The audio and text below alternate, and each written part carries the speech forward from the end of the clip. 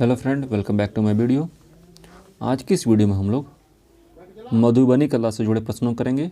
ठीक है, मधुबनी पर कला चूँकि बिहार की एक कला है और ये बिहार एग्ज़ाम के लिए काफ़ी ज़्यादा इंपॉर्टेंट होता है और इससे काफ़ी ज़्यादा प्रश्न एग्जाम में पूछे भी जाते हैं बिहार स्पेशल एग्ज़ामों में। ठीक है, तो बिहार स्पेशल सीरीज में ये चित्रकला श्रेणी का आखिरी वीडियो है।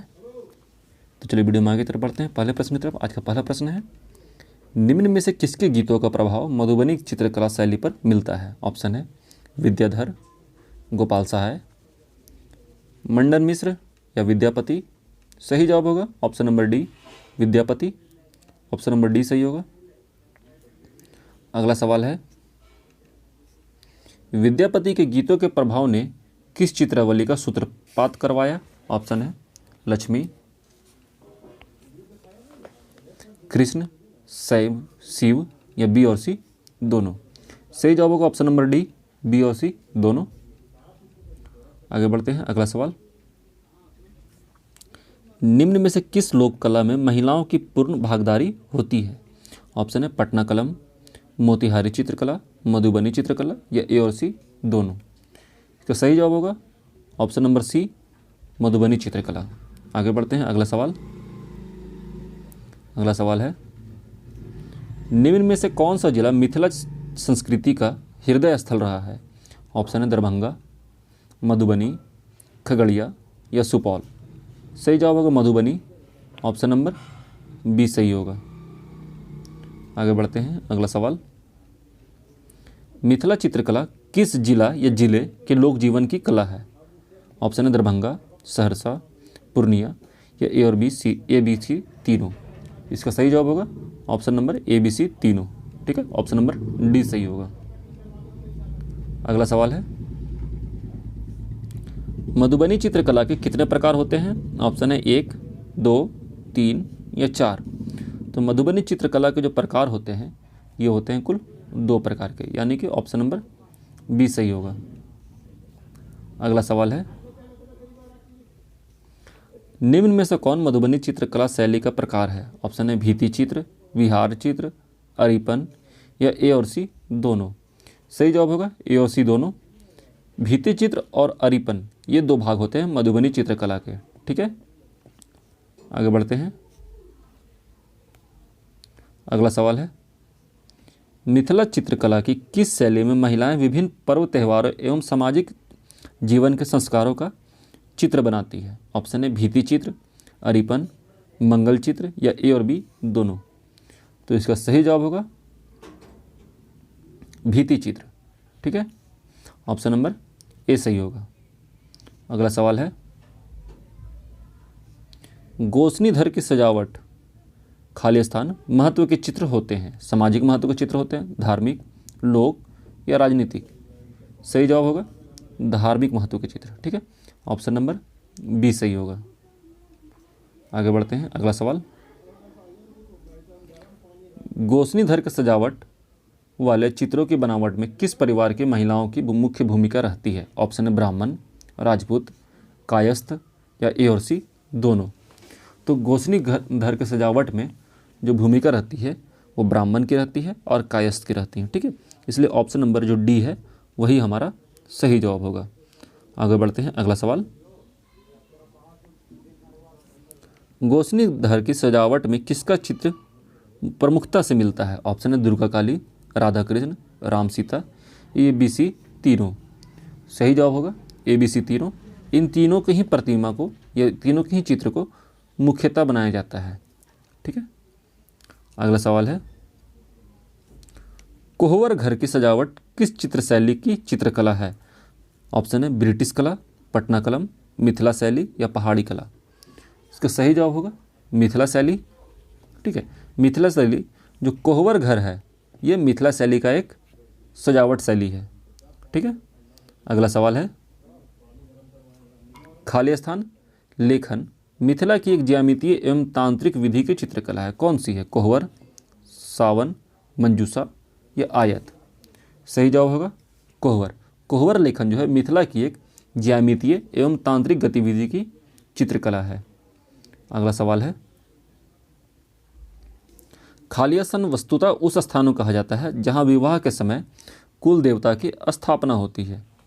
ऑप्शन है मंडप, मड़ुआ, आंगन या कोहवर। सही जवाब होगा कोहवर। कोहवर उस स्थान को कहा जाता है जहाँ विवाह के समय कुल देवता की स्थापना होती है। ठीक है, ऑप्शन नंबर डी सही होगा। आगे बढ़ते हैं, अगला सवाल। कोहवर में प्रमुख रूप से किन प्रतीकों को अंकित किया जाता है? ऑप्शन है बांस, मछली, कछुआ या ABC तीनों। सही जवाब होगा ABC तीनों। ठीक है, ऑप्शन नंबर डी सही होगा। जो कोहवर में जो प्रमुख रूप से जो अंकित किया जाता है प्रतीकों को, वो है बांस, मछली और कछुआ। ठीक है, ऑप्शन नंबर डी सही होगा। अगला सवाल है,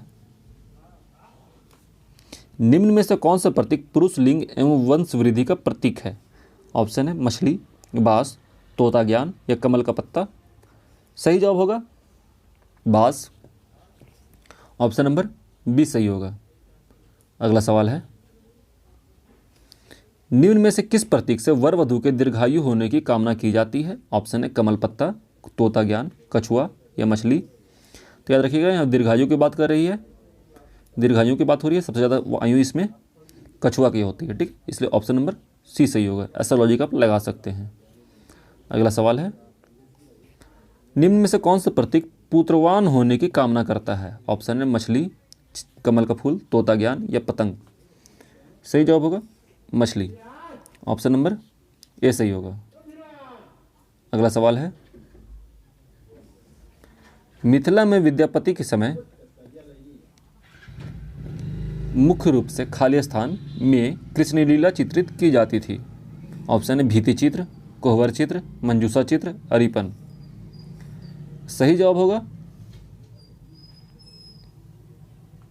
अरिपन। ऑप्शन नंबर डी सही होगा। ठीक है, अगला सवाल है, अरिपन के अंतर्गत बनाए जाने वाले चित्र होते हैं। ऑप्शन है छत, आंगन, चौखट या ABC तीनों। सही जवाब होगा ABC तीनों। इन तीनों को ही अरिपन के अंतर्गत बनाया जाता है। अगला सवाल है,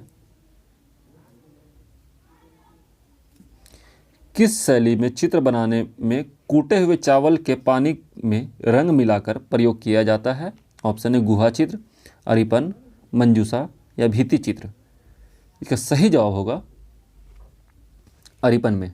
ठीक है, अरिपन जो होता है कूटे हुए चावल को पानी में रंग मिलाकर बनाया जाता है। ठीक है, अगला सवाल है, अरिपन के अंतर्गत चित्र खाली स्थान से बनाए जाते हैं। किससे बनाए जाते हैं? बांस की कूची से, ब्रश से या अंगुली से या तीनों से। तो इसका सही जवाब होगा अंगुली से। ठीक है, ब्रश से या बांस की कूची से नहीं बनाया जाता। ऑप्शन नंबर सी सही होगा। अगला सवाल है, अरिपन के अंतर्गत कितने प्रकार के चित्र बनाए जाते हैं? ऑप्शन है 2, 3, 4 या 5। तो अरिपन के अंतर्गत कुल 5 तरह के चित्र बनाए जाते हैं। ऑप्शन नंबर डी सही होगा। अगला सवाल है, निम्न में से कौन से चित्र अरिपन के अंतर्गत बनाए जाते हैं? ऑप्शन है स्वास्तिक, फल फूल वृक्ष के चित्र, देवी देवता के चित्र या ABC तीनों। तो याद रखिएगा, अरिपन के अंतर्गत चित्र बनाए जाते हैं वो तीनों ही बनाए जाते हैं। ठीक है, तीनों ही बनाए जाते हैं, इसलिए ऑप्शन नंबर डी सही होगा। आगे बढ़ते हैं, अगला सवाल है, विवाहित कन्याओं के लिए खाली स्थान के अवसर पर बनाए जाने वाले अरिपन में ज्यामितीय आकार का अधिक प्रयोग होता है। ठीक है, ऑप्शन है लक्ष्मी पूजा, तुलसी पूजा, गणेश पूजा, शिव पूजा। क्या सही जवाब होगा तुलसी पूजा। विवाहित कन्याओं के लिए तुलसी पूजा के अवसर पर जो अरिपन बनाया जाता है उसमें ज्यामितीय आकार के चित्रों का अधिक प्रयोग किया जाता है। ठीक है, ऑप्शन नंबर बी सही होगा। अगला सवाल है, विवाह एवं अन्य उत्सव के अवसर पर बनाए जाने वाले अरिपन में खाली स्थान के आकार की अधिकता होती है। किस आकार की? बांस की, मयूर, शंख या पत्ती। सही जवाब होगा पत्ती की। ऑप्शन नंबर डी सही होगा। ठीक है, अगला सवाल है, निम्न में से कौन मधुबनी चित्रकला का प्रमुख केंद्र है? ऑप्शन है लहरियासराय, भवानीपुर, सिमरी या ABC तीनों। तो याद रखिएगा, इसका सही जवाब होगा ABC तीनों। तीनों ही जगह जो है मधुबनी चित्रकला के लिए प्रमुख केंद्र है। अगला सवाल है, निम्न में से कौन मधुबनी चित्रकला शैली का प्रमुख कलाकार है? ऑप्शन है सिया देवी, गंगा देवी, जगदम्बा देवी या तीनों। याद रखिएगा यहाँ पर भी ऑप्शन नंबर डी सही है, तीनों ही मधुबनी चित्रकला के प्रमुख कलाकार हैं। ठीक है, आगे बढ़ते हैं। अगला सवाल है, शशिकला देवी के चित्रों की प्रदर्शनी कहाँ लगाई जा चुकी है? ऑप्शन है सिंगापुर, लाइबेरिया, जापान या चीन। इसका सही जवाब जो होगा वो होगा जापान। ऑप्शन नंबर सी सही होगा। अगला सवाल है, मिथिला कला को अंतर्राष्ट्रीय ख्याति किसने दिलवाई थी? तांबे गावा, हासेगावा, तोकामाची या यामागुची। ठीक है, तो याद रखिएगा जो मिथिला कला को अंतर्राष्ट्रीय ख्याति दिलवाया गया था, यह दिलवाया गया था हासेगावा के द्वारा। ठीक है, ऑप्शन नंबर बी सही होगा। ये एक जापानी यात्री थे। अगला सवाल है,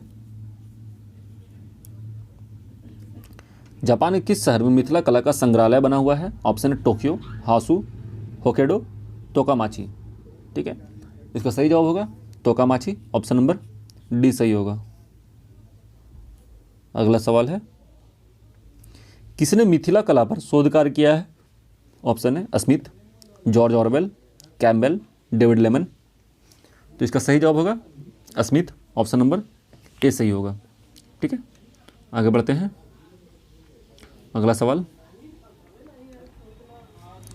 किस देश के शोधकर्ता ने मिथिला कला पर शोध कार्य किया है? ऑप्शन है फ्रांस, स्पेन, ब्रिटेन, जर्मनी। तो सही जवाब होगा जर्मनी। ऑप्शन नंबर डी सही होगा। अगला सवाल है और आखिरी सवाल इस चैप्टर का, मिथिला चित्रकला संस्था की कहाँ स्थापना की गई है? ऑप्शन है सौराठ, गंगानगर, कल्याणपुर, बैकुंठपुर। सही जवाब होगा सौराठ। ऑप्शन नंबर ए सही होगा।